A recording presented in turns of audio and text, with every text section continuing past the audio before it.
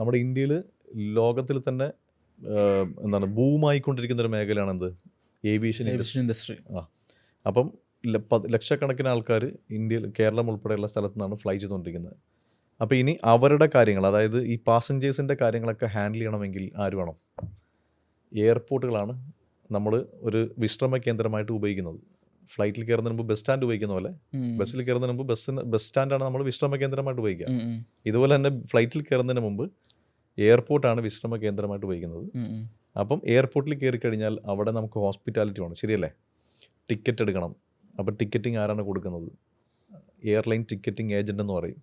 നമ്മൾ എയർപോർട്ടിനുള്ളിൽ കയറി കഴിഞ്ഞാൽ നമ്മളെ സ്വീകരിക്കണം, നമ്മുടെ ബാഗ് പരിശോധിക്കണം.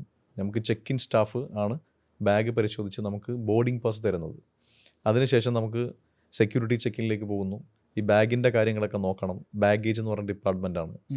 പിന്നെ വിമാനത്തിൻ്റെ ലോഡ് എത്രയാണ് കറക്റ്റായിട്ട് മാനേജ് ചെയ്യണം. അപ്പോൾ ലോഡ് കൺട്രോളർ എന്ന് പറയും. ഇതുപോലെ തന്നെ റാമ്പിൻ്റെ കാര്യങ്ങൾ, ബാഗേജിൻ്റെ കാര്യങ്ങൾ, പിന്നെ ഈ പാസഞ്ചേഴ്സിൻ്റെ മുഴുവൻ കാര്യങ്ങളും ഹാൻഡിൽ ചെയ്യുന്നത് ഓരോ എയർലൈൻസിൻ്റെ സ്റ്റാഫുകളായിരിക്കും. എയർപോർട്ടിൻ്റെ സ്റ്റാഫുണ്ട്. പിന്നീട് നമ്മൾ ഫ്ലൈറ്റിനുള്ളിലേക്ക് കയറി കഴിഞ്ഞാൽ നമ്മളെ സ്വീകരിക്കുന്ന ആളാണ് ഫ്ലൈറ്റ് സ്റ്റീവാർഡ് അല്ലെങ്കിൽ ക്യാബിൻ ക്രൂ എന്നൊക്കെ പറയുന്നത്. ഇതെല്ലാം ഒരു മാനേജീരിയൽ ഏരിയ ആണ്, ശരിയല്ലേ? പാസഞ്ചേഴ്സിനെ ഹാൻഡിൽ ചെയ്യുക, മാനേജ് ചെയ്യുക, അവരുടെ പ്രശ്നങ്ങൾ സോൾവ് ചെയ്യുക, ഇത് കംപ്ലീറ്റ്ലി വരുന്നത് ഒരു മാനേജ്മെൻറ്റ് ഡിപ്പാർട്ട്മെൻ്റ് ആണ്, അല്ലേ? അപ്പോൾ അതുകൊണ്ടാണ് ഇതിന് എയർലൈൻ ആൻഡ് എയർപോർട്ട് മാനേജ്മെൻറ്റ് എന്ന് പറയുന്നത്. അപ്പോൾ ആ ഏരിയയിൽ താല്പര്യമുള്ള വിദ്യാർത്ഥികൾക്ക് പഠിക്കാൻ പറ്റുന്ന ഒരു ഓപ്ഷനാണ് എന്ത്, അടുത്തൊരു കോഴ്സാണ് എയർലൈൻ ആൻഡ് എയർപോർട്ട് മാനേജ്മെൻറ്റ്.